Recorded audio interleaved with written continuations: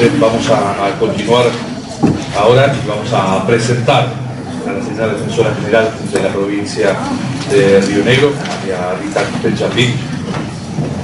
Antes, y mientras se prepara, les comentamos que cada uno de ustedes tiene en sus carpetas un formulario de preguntas, y a partir de la próxima exposición de la doctora Custell-Chapí van a poder formular, escribir en esos formularios. Las preguntas van a estar pasando por las filas, de modo tal de poder recoger las preguntas. Continuamos. Ahora la doctora María Rita Custell-Chapí tendrá a su cargo la conferencia sobre proceso juvenil y estándares internacionales de derechos humanos. Bueno, buenos días a todos. Muchas gracias por la asistencia. Gracias a los expositores que han venido desde lejos, han dejado su trabajo para poder compartir sus experiencias con nosotros. Muchas gracias a la Escuela Judicial, que dio todo su apoyo para que estas jornadas se pudieran realizar.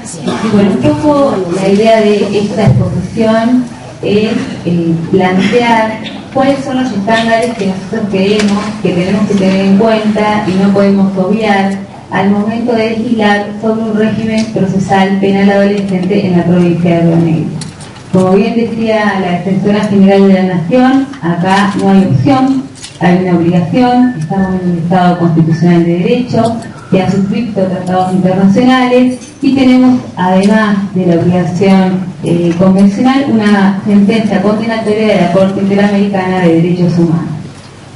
Bueno, en función de eso, y en este marco que se da particularmente en la provincia de Río Negro, a partir de la sanción del Código Acusatorio para Adultos, el 10 de diciembre del año pasado, nos encontramos en la necesidad de proyectar reglas especiales para el Código Procesal que tengan que ver justamente con el plus protectivo que amerita la situación de la infancia y la adolescencia.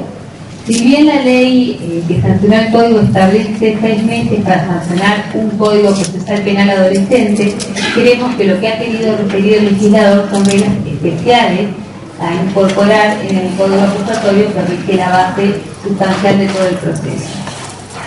Sí creemos que este cambio, cuando hablamos de un sistema penal juvenil, implica grandes desafíos para los 3 poderes del Estado. Para el Poder Legislativo, legislar un proceso que se ajuste a los estándares internacionales de derechos humanos, que fueron básicamente los referidos por la Defensora General. Establecer a su vez leyes orgánicas que garanticen la efectividad del debido proceso, tanto en lo que hace a la organización judicial y como lo que hace al Ministerio Público. Aprobar los presupuestos adecuados para la implementación del sistema, tanto en lo concerniente al proceso, que es función del Poder Judicial, como en lo concerniente a la implementación de las medidas educativas que tienen que ver con la función que le atañe al Poder Ejecutivo. Cuando hablamos de sistema y hablamos de proceso, justamente es porque es un sistema. Por un lado está el pilar del debido proceso y por el otro lado está toda la actividad del Ejecutivo promoviendo medidas socioeducativas que puedan ser de alguna manera aplicadas como sanción en aquellos casos que así lo ameriten. Los desafíos del Poder Judicial. El principal desafío es el cambio de mirada sobre el joven como sujeto de derecho. Yo creo que nosotros en esta provincia tenemos una gran deuda, y es que hemos estado trabajando con el padrón hace muchos años, a pesar de la sanción de la Ley 4109, que tiene un capítulo específico de garantías procesales penales, y que la verdad es que no ha tenido la aplicación debida desde su vigencia casi una década atrás. ¿Qué implica esto? Y bueno, por supuesto el cambio de prácticas en el debido proceso y la interpretación en clave convencional de la nueva normativa. Nosotros podemos tener las mejores leyes, pero si la lectura se sigue haciendo del paradigma de la situación irregular, nada va a cambiar.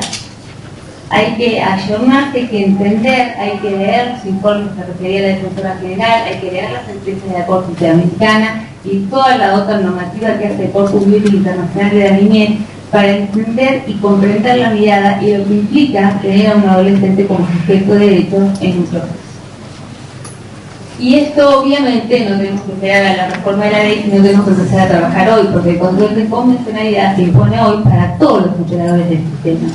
Y la ley 2268 prácticamente es una ley que está invalidada, es inaplicable por anticonvencional. De hecho, lo dice el fallo Mendoza, lo dice las últimas recomendaciones del Comité de los Derechos del Niño del año 2010, lo dice inclusive el fallo García Méndez de la Corte Nacional, y este es un desafío que tenemos que comenzar a aplicar hoy. El control de convencionalidad y la aplicación de las garantías que establece la Ley 4109, hoy vigente en nuestra provincia, hasta tanto tengamos nuestro nuevo código acusatorio en pleno ejercicio, con las reglas especiales para el juzgamiento de adolescentes. Desafíos para el Poder Ejecutivo. Sin perjuicio de la obvia responsabilidad que le atañe al Poder Ejecutivo de generar una verdadera política de protección a la niñez, el desafío en particular en el caso del sistema penal juvenil consiste en implementar un sistema de medidas socioeducativas efectivas y variadas que permitan la consecución de la finalidad del sistema penal juvenil. En este orden y en este momento histórico de la política pública provincial en relación a la adolescencia, nos pareció que puedo hacer un rápido repaso para algunos estándares internacionales que no tenemos que dejar entonces de tener en cuenta, sin perjuicio de que es imposible en el tiempo que tenemos abarcar todas las aristas de la proyección de las leyes especiales, pero sí lo fundamental que tenemos que tener en cuenta a la hora de realizar un proceso penal. Este es un proceso de la situación irregular, y es el proceso que actualmente estamos teniendo en la provincia de Río Negro. No hemos logrado despegar el sistema de la situación irregular, un sistema que considera a los niños y adolescentes como objeto de protección, sin ningún derecho ni responsabilidad. Podríamos decir que es un sistema que funciona sobre el principio de culpabilidad y el derecho penal de autor. Con una rápida mirada sobre el diseño, vemos que las medidas de las disposiciones tutelares, que son restrictivas de la libertad, no solo ambulatoria, sino de otras libertades de los adolescentes, son tomadas previo al juicio de declaración de responsabilidad, cuando el estatus es de justamente el principio de inocencia que rige. Sin embargo, las medidas son tomadas con anterioridad. Las restricciones personales en este caso se relacionan más con la cuestión de personalidad y la percepción que se tiene del joven desde el sistema de justicia que con lo que realmente hizo, ¿sí? Con el derecho penal de acto.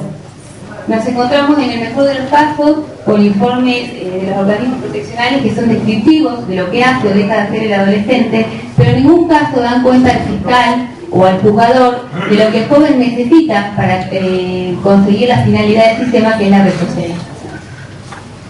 En este sistema lo que sucede a menudo es, mencionaba la doctora Martínez hace un rato, es que las privaciones de libertad se dan con fundamento en la protección y en ausencia total de riesgo procesal. Si nosotros buscamos la mayoría de las privaciones de libertad que se dan hoy en la provincia, tienen que ver con internaciones en comunidades terapéuticas que no respetan la ley de salud mental en un principio, a su vez no respetan el juez natural porque no es el juez penal quien tiene que ordenar una internación, además está prohibido por la ley de salud mental, sino que además no contemplan en ningún momento la necesidad a los fines del proceso de dictaminar esta medida. Entonces se violentan varios principios y hemos tratado de recurrir a la defensa constantemente, pero lo que sucede es que si no nos paramos todos en la base teórica que implica el sistema de penal juvenil y discutimos unos operadores desde el patronato y otros desde el sistema de protección integral, nunca nos vamos a entender. Tenemos que estar todos con el paradigma del sistema de protección integral y del sistema penal juvenil, que tiene base convencional, que es obligatorio, porque hace las condiciones de la vigencia de la Convención de los Derechos del Niño, que está en el artículo 75, inciso 22 de la Constitución Nacional. Por eso la importancia también de la capacitación. Lo cierto es que en este sistema lo que sucede en nuestra provincia es que los juicios se llevan a cabo recién cumplidos los 18 años de los chicos y se determina la absolución o en su caso la declaración de responsabilidad, y en esta última situación o no imponemos sanción o imponemos pena de prisión. Entonces, de ninguna manera esta dualidad, también lo decía la defensora, da respuesta. O sea, de ninguna manera el sistema reeduca o resocializa, porque el joven que comienza cometiendo un delito leve, no tiene contacto con el sistema de justicia, se lo absuelve, no pasó nada, no vio el juez, no vio el fiscal, a lo sumo vio el defensor, y si sigue cometiendo delitos, a los 18 años tiene una pena también inconstitucional, equiparable a los adultos y en la mayoría de los casos expertos, no importa una pena mayor que los adultos, y da derecho a prisión, a la prisión de adultos. O sea, todos los estándares del sistema de la Convención están vulnerados en este proceso que hoy tenemos. Este es el proceso al que nosotros debemos aspirar, y que es un modelo de juzgamiento donde se invierte totalmente el proceso y se funda el derecho penal de acto y los principios de inocencia, los grandes principios y garantía del debido proceso. Como decía el doctor Michelini, acusación, defensa, prueba y sentencia. En este sistema, al igual que en el caso de los adultos, el Estado no limita de manera alguna la libertad personal, si no existe una sentencia que dé cuenta de la declaración de responsabilidad del joven o del adolescente. En este sistema no existen las disposiciones tutelares, no hay medidas previas al juicio, no hay medidas impuestas porque nos parece, porque es peligroso, por su personalidad. Acá se aplica el derecho penal de acto. El sistema opera así, como mencionaba anteriormente la defensora, sobre el principio de judicialización, mediante mecanismos de revisión de casos, y si ello no fuera posible, no fuera inevitable, la respuesta estatal aplica un juicio con ajuste al debido proceso. En este sistema las medidas cautelares son proporcionadas, determinadas en el tiempo y solo ante presencia de riesgo procesal. Si lo que se busca es la protección, porque nos podemos encontrar con un adolescente que esté en condiciones de vulnerabilidad, lo que corresponde es aplicar el criterio de la instrucción 199 del 08, que establece que el juez tiene que dar cuenta al organismo técnico proteccional que va a ver qué medida va a tomar para restaurar los derechos del niño o del adolescente, y si fuere un alejamiento de su grupo familiar, el control de legalidad se va a hacer a través del juzgado de familia. Ese es el camino que indica la Convención y que claramente establece la observación 10 del Comité de los Derechos del Niño, cuando dice que se pueden tomar medidas, pero son acordes a los sistemas de protección, y en nuestro caso la ley 2661 o la ley 4109. Opera en plazos breves. El juicio de responsabilidad se lleva adelante a los 18 años, como estamos acostumbrados acá, sino lo más inmediatamente posible al hecho, para que a su vez la medida sea una respuesta adecuada, oportuna y que sea efectiva en relación a la vida de los adolescentes. Solo una vez declarada la responsabilidad se determina la sanción como medida socioeducativa que es proporcionada al hecho, a las circunstancias, las necesidades del joven, y la privación de libertad opera como última ratio, y existe el sistema de revisión de medidas porque el juez está obligado a revisar constantemente el efecto que estas medidas están teniendo sobre la vida del joven o del adolescente y las puede sustituir o modificar o dejar sin efecto. Y es justamente una de las bases, uno de los puntos que establece el fallo Mendoza.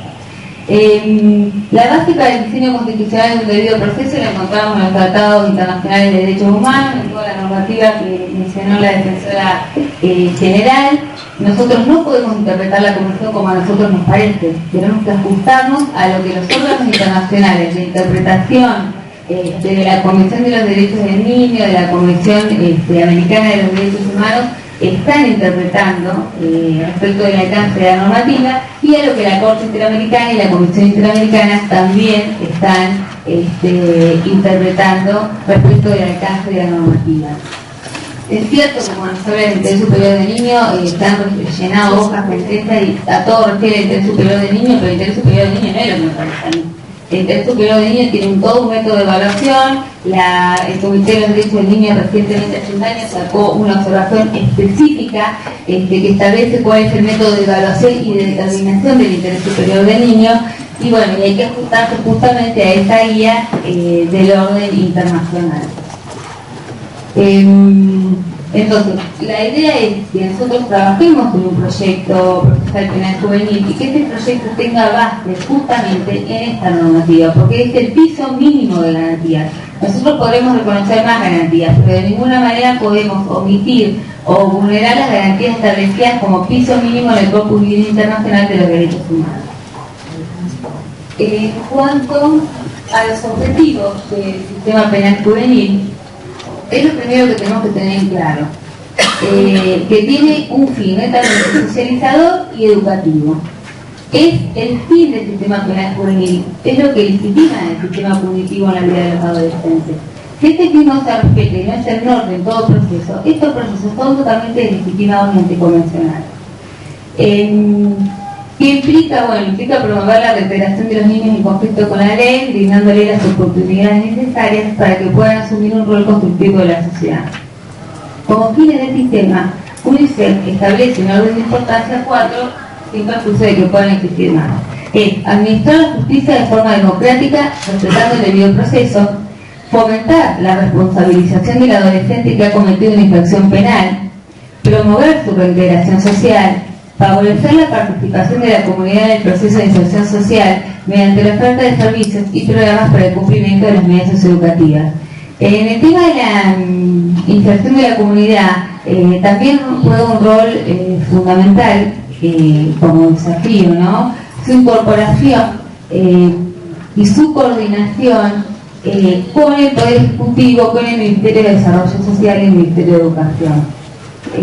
Si uno de los fines del proceso es reintegrar al joven en la sociedad, lo más importante es que la sociedad participe en este proceso de resocialización y que haya una excelente coordinación entre el Ministerio de Desarrollo Social, el Ministerio de Educación y de municipios, intendencias, de manera de incluir a la comunidad. La Convención de los Derechos del Niño reconoce la calidad del sujeto de derecho y esta calidad del sujeto de derechos tiene dos caras, como mencionaba también la defensora general. Por un lado, los adolescentes gozan de todos los derechos, pero por otro lado son responsables de sus acciones también. Y todo conforme a un principio fundamental de la Convención de los Derechos del Niño, que es la capacidad progresiva. Las figuras de definición de prisión y de prisión evidentemente no dan resultado en este sistema, porque este sistema lo que incorpora son justamente las medidas socioeducativas. Esta mirada de comprensión, represión, te perdono este delito, te absuelvo, no pasó nada, o te castigo y te reprimo y te impongo una pena de adulto si te mando a prisión, evidentemente están en total contradicción con el fin de la convención, y por eso es que hay que trabajar, y es uno de los principales desafíos, como decía al principio, en un buen menú variado y efectivo de medidas socioeducativas, y por eso previmos un panel que con especialistas en la temática, donde vamos a trabajar un poco sobre las medidas socioeducativas y posteriormente se va a tratar en un taller. Bueno, ¿cuáles son los principios que tenemos que tener en cuenta al momento de tener el proceso penal juvenil? Bueno, el principio de legalidad, que implica que nadie puede ser penado si no hay una ley anterior al hecho del proceso, que los tipos obviamente tienen que estar detallados de manera clara, que no admitan ambigüedades en la interpretación. Los hechos considerados delitos para los adolescentes tienen que ser considerados delitos para los adultos, no puede haber una clasificación de delitos diferenciados. Y implica el objeto de la edad límite para existir la ley penal, que en el caso de la Argentina son 16 años de edad. La Ciudad de Buenos Aires establece un artículo específico muy claro, en el artículo 12, que justamente establece esta limitación de manera expresa, y nos parece adecuado que esté previsto en el proceso en cuanto en nuestra provincia. El principio de excepcionalidad, que bueno, que obviamente era lo que también refiere a la defensora general, es el mínimo contacto de los adolescentes con el sistema de justicia. Se imponen entonces mecanismos de revisión de casos, a programas sociocomunitarios, a través de los mecanismos de mediación penal, conciliación con la víctima, criterios de oportunidad, probation y otras medidas que tiendan a la desjudicialización. La observación 10 establece que para la aplicación de estos mecanismos de revisión, obviamente hay que tener en cuenta algunos algunas restricciones, algunos estándares, y es que debe existir pruebas fehacientes de que el joven ha cometido el hecho, debe aceptar libremente y con asesoramiento letrado de la medida, tiene derecho a estar plenamente informado sobre la misma y el tiempo de duración que va a conllevar, y tiene asimismo que preverse el derecho de pedir continuamente la revisión de la medida. La legislación debe contener indicaciones concretas de cuándo es posible la revisión de casos y deberán regularse y revisarse las facultades de la policía, los fiscales y otros organismos para adoptar decisiones a este respecto, en particular para proteger al niño de la discriminación. En base a este principio de la excepcionalidad, es por el cual los organismos internacionales insisten en la necesaria previsión normativa de las facultades de los fiscales para no iniciar los procesos contra los adolescentes o no continuarlos cuando atentos a su formación especializada entiendan que no sea necesario en atención al fin de resocialización que busca el sistema. Lo mismo resulta conveniente prever la facultad del juez de cesar de las medidas, suspenderlas o modificarlas si entiende que el adolescente ya está cumpliendo con su finalidad y está siendo resocializado.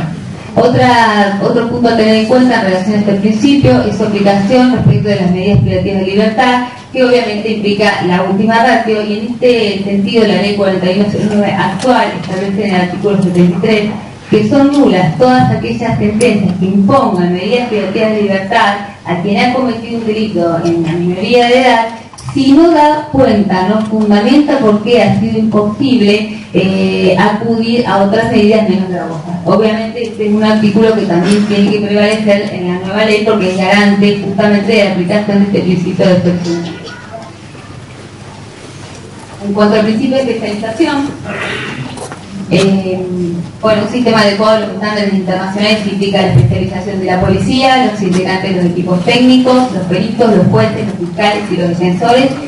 Todos tienen que estar especializados, que quiere decir también capacitados en toda la normativa convencional, en los procedimientos y en otras disciplinas como la psicología, la neurociencia, la epigenética, que de alguna manera dan cuenta de la conducta adolescente. En esta provincia la ley 4109 también desde hace casi una década ha previsto la especialización de los jueces. Sin embargo, actualmente los adolescentes son acusados por fiscales y juzgados por jueces de adultos.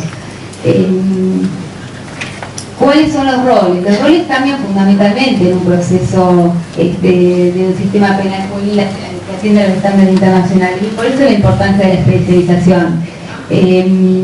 Los roles de la fiscalía, la judicatura y la defensa se invierten totalmente. En particular es importante la especialización de los fiscales, porque son ellos los que van a legitimar el sistema penal juvenil. Es el fiscal quien tiene que analizar cuál es la medida socioeducativa más adecuada para el adolescente, obviamente atendiendo los principios de necesidad y proporcionalidad, y de alguna manera, si logra el objetivo, está legitimando el sistema, ¿sí? Por eso que los fiscales, los jueces y los defensores tienen que tener conocimiento de la normativa convencional, que es la base, el piso mínimo de garantía de un proceso penal juvenil, y de estas otras disciplinas que mencionamos con anterioridad. Además, porque nosotros creemos que cuando se pide una medida socioeducativa no solo tiene que ser rigurosamente analizado desde la fiscalía con los equipos técnicos, sino además tiene que ser discutido por la defensa, que va a la audiencia a discutir la medida solicitada, y tiene que ser justamente decidida por el juez. Entonces, la especialización, tanto para pedir la medida, defender esa posición de la fiscalía, como la discusión que va a llevar la defensa y la decisión que va a llevar el juez, implica necesariamente el conocimiento de otras disciplinas que apoyen justamente al sistema, ¿no? A la efectividad del sistema. En cuanto a la especialidad de los jueces y cómo preverlo la provincia, la observación 10 de Naciones del Comité de los Derechos del Niño, en el año 2007, estableció obviamente la necesidad de esta especialización, pero dejaba la puerta abierta, mientras durara la transición de los sistemas americanos, a que jueces ordinarios se especializaran y también juzgaran a adultos y a mayores. La verdad es que nosotros creemos que este estándar es más alto a partir del fallo Mendoza de la Corte Interamericana, y que de ninguna manera un juez que juzga adultos puede juzgar a adolescentes. De hecho, la Corte es categórica y dice que el juzgamiento compete solo a órganos jurisdiccionales específicos, distintos a los correspondientes a los mayores de edad. Por eso es un punto que vamos a tener que tener en cuenta al momento de sancionar la ley orgánica, ¿no? Hay algunas posibilidades en las provincias, hay algunos que tienen el foro de atracción, juez especializado en la adolescencia tiene el foro de atracción y juzga a adultos y menores de edad cuando los imputados son ambos. Hay otros sistemas que el juzgamiento es separado, y hay otros sistemas donde el juzgamiento es conjunto pero la imposición de pena es separada. Bueno, habrá que ver la discusión que esté en la legislatura cuál se considera el sistema más adecuado a los estándares internacionales. En cuanto al principio de igualdad y no discriminación, bueno, obviamente implica el trato especializado. Los niños y adolescentes gozan de los mismos derechos que los adultos, más un plus protectivo en su condición de persona de desarrollo. Y en este punto nos parece importante resaltar que nosotros creemos que las reglas especiales tienen que estar incorporadas al código, justamente porque simbolizan eso. Tenemos los mismos derechos los adolescentes que los adultos, pero además tenemos estas reglas específicas. Sacar una ley especial por una revisión supletoria del Código Procesal nos parece que va contra el principio de no discriminación, y además no sería una buena técnica legislativa, porque la supletoriedad aplica en la excepción, en la falta de reglamentación, pero de ninguna manera puede ser supletoria la base sustancial del proceso que está contenida para adultos en el Código Procesal, en el acusatorio que ya fue sancionado. El principio de regresividad, ya lo explicó claramente la doctora Estela Maris Martínez, es un vínculo negativo del Estado, no puede volver para atrás en lo que ya ha reconocido, y implica un vínculo a su vez como contracara un vínculo positivo, que es de avanzar en el reconocimiento de los derechos. Por eso creemos que al momento de legislar las reglas especiales tenemos que tener en cuenta sí o sí las garantías y los derechos que hoy ya están vigentes, al menos formalmente, en la provincia de Río Negro, en la ley 4109. En cuanto al juez, natural e imparcial, obviamente el rol cambia y pareciera natural que el juez tiene que ser imparcial, pero en el sistema de patronato que tenemos hoy, pues no es imparcial. El juez decide la mejor estrategia y resuelve, y prácticamente no tiene contradicción entre fiscalía y defensa, porque se arma una estrategia en lo que las partes consideran que es lo mejor para el adolescente, y el juez de alguna manera lo convalida o determina otra cosa, pero no existe un control externo imparcial de legalidad de las medidas que se están tomando.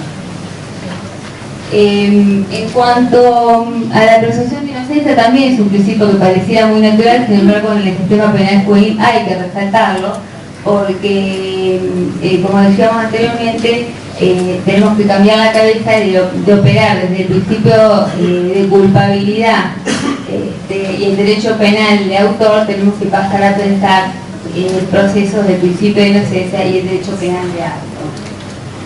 En la aplicación de este principio, la ley 4109 actual establece un artículo que solo las medidas socioeducativas pueden imponerse una vez declarada la responsabilidad.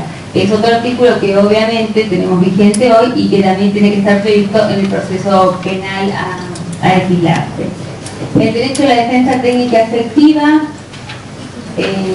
por eso tiene que ver fundamentalmente con remarcar este principio, porque el viejo asesor de menores era un asesor del juez, y no había defensa técnica en los procesos.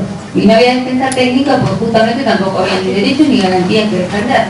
Eran procesos de la ley 2278, la ley de patronato, donde son un catálogo de facultades para el juez que pueda hacer lo que quisiera, que podía hacer lo que quisiera, y ninguna garantía ni derecho para los adolescentes que justamente eran objeto de protección. Justamente esto ha llevado al cambio de posicionamiento de la defensa, que va a ser el garante restricto de que se cumplan las garantías y los derechos especificados en favor de sus defendidos. Por eso el sistema impone un férreo defensor de estas garantías y tiene que ser una persona con una capacitación muy específica y un manejo muy agudo del derecho convencional, porque es justamente la base sobre la cual opera el sistema de responsabilidad penal civil.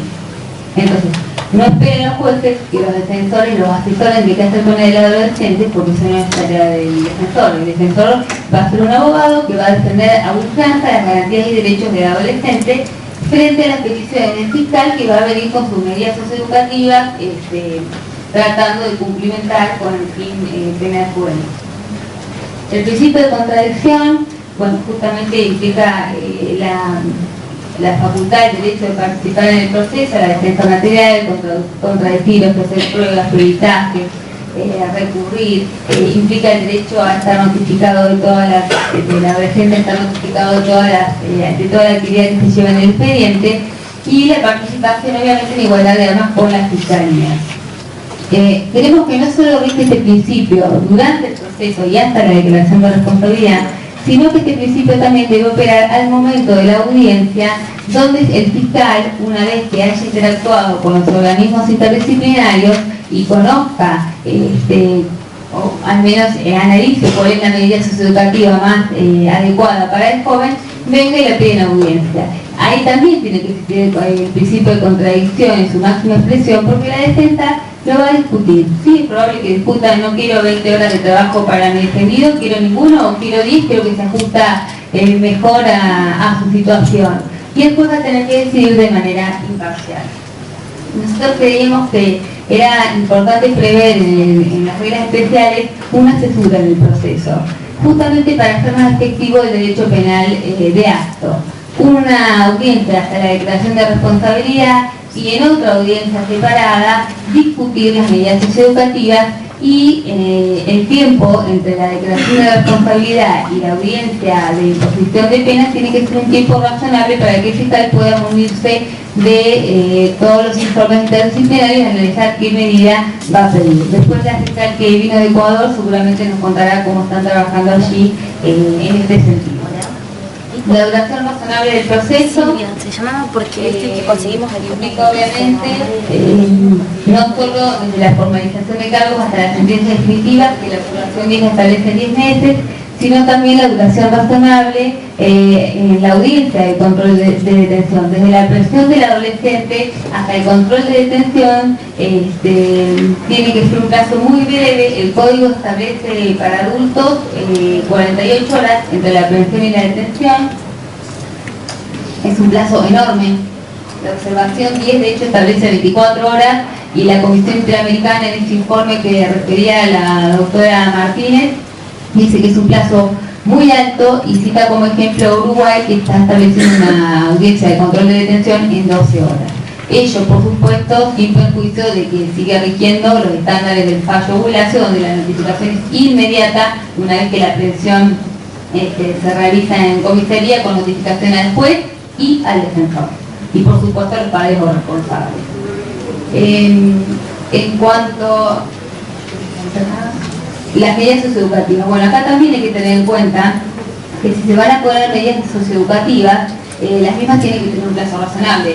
Sería totalmente irrazonable que se aplicara una medida socioeducativa cuya duración en el tiempo fuera más larga, más extensa que la prevista para la pena de prisión para el delito. Entonces, hay que ver cómo de alguna manera se establecen límites para establecer el tiempo razonable del proceso en cuanto a la aplicación de las medidas socioeducativas.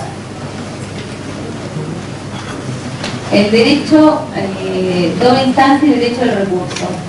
Bueno, obviamente los adolescentes tienen el derecho a estar notificados personalmente de toda decisión que los afecte, su abogado, sus padres, tutores y guardadores, y a su vez que cuando ejerzan el derecho al recurso se establezca un plazo razonable para la resolución, para que el recurso no pierda efectividad. Si tenemos una duración razonable del proceso de 6 meses, habría que rever también los plazos de las etapas del proceso acusatorio, porque la etapa preliminar tendría que ser un poco más breve que la prevista para los adultos, y a su vez los plazos de los recursos tienen que ser plazos muy cortitos a efecto de poder garantizar que en 6 meses se va a culminar con el proceso.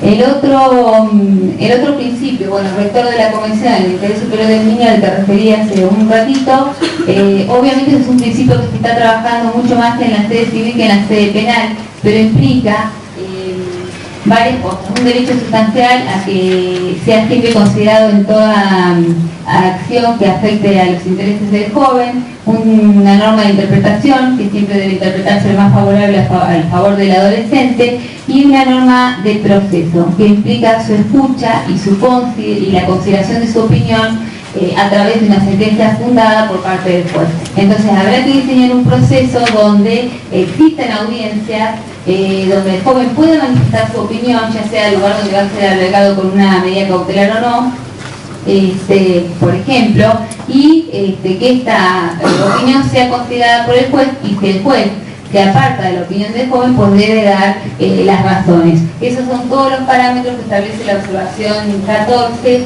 del Comité de los Derechos del Niño. El otro punto como garantía sustancial que trae el Interés Superior del Niño es el derecho a la revisión y evaluación. Toda autoridad, incluidas las judiciales, que tome medidas sobre la vida de un adolescente o un niño tiene la obligación de evaluar los efectos en la vida del mismo, revisar las medidas y en su caso sustituirlas, que justamente condice con lo que hablábamos hoy de la revisión de las medidas. Por esto nosotros creíamos que era importante, al momento de diseñar el proceso penal, tener en cuenta audiencias mensuales del juez con el fiscal y la defensa, a los efectos de que la fiscalía plantee si se está cumpliendo o no la medida, la defensa obviamente diga lo suyo, y el juez decida el cese, la sustitución o la modificación de la nos pareció que una vez al mes era un tiempo adecuado para proceder a esta revisión. Otra cosa que no dije es que en las medidas cautelares, que obviamente se tienen que ajustar al riesgo procesal, la revisión de estas medidas debe hacerse cada 2 semanas. Es obligatorio, es un estándar de observación 10 también de Naciones Unidas. En cuanto a las medidas privativas de libertad, y con esto ya voy finalizando, ¿qué prevén en el proceso en relación a las condiciones de las medidas privativas de libertad? Nos parece importante plasmar algunos derechos y garantías, como que toda medida privativa de libertad debe garantizar la integridad física, mental, humana y moral, asimismo el alojamiento separado de personas que estén condenadas en la que estén con medida cautelar, centros pequeños de alojamiento con un trato individualizado, clasificación por necesidades de los adolescentes según edad, sexo, personalidad y tipo de delitos, alojamiento en los lugares que constituyen el centro de vida de los adolescentes. Esto es un principio fundamental también de la Convención que tiende a la preservación de la familia y de la comunicación entre los adolescentes y sus familias, sus referentes afectivos. El debido proceso previo antes de la imposición de sanciones administrativas y por supuesto su revisión. Servicios y programas de apoyo para aquellos adolescentes que hayan cumplido la mayoría de edad, que hayan cumplido con sus medidas y que de alguna manera requieran el apoyo estatal para salir adelante en su situación personal. Como conclusión podemos decir que las reglas deben integrar el Código Procesal Penal, por cuanto en general este cuerpo rige el juzgamiento de adultos y adolescentes, y en especial las reglas específicas agregan al proceso el plus protectivo que rige para la infancia y la adolescencia. Las reglas deben contemplar como mínimo los derechos y garantías hoy reconocidos en la Ley 4109 y sumar a su vez los que derivan de los estándares reseñados y no han sido contemplados por la ley. Los plazos razonables del proceso, detención y medidas cautelares, como asimismo la duración de las medidas socioeducativas, deben corresponderse con los estándares establecidos por los organismos internacionales. En especial habrá que atender a los estándares impuestos en relación a las medidas privativas de libertad. Las leyes orgánicas de la Judicatura y del Ministerio Público deben garantizar la especialización de técnicos, jueces, fiscales y defensores. Las leyes orgánicas de las demás instituciones que integran el sistema penal juvenil, policía y organismos proteccionales deben garantizar igual especialización. Deben generarse presupuestos, planificación y puesta en marcha de programas provinciales que aseguren medidas socioeducativas efectivas y su coordinación con los municipios y la comunidad. Creemos que el desafío es grande, pero que en un Estado de Derecho, por suerte y por obligación, no tenemos opción y que realmente hay que ponerse a trabajar ya en este tema. Muchas de estas exigencias de los tratados internacionales pueden verse por algunos detractores como una utopía. Sin embargo, nosotros creemos que lo único realizable es un futuro si no trabajamos hoy seria y adecuadamente con la infancia y con la adolescencia. Así que bueno, nada más, muchas gracias.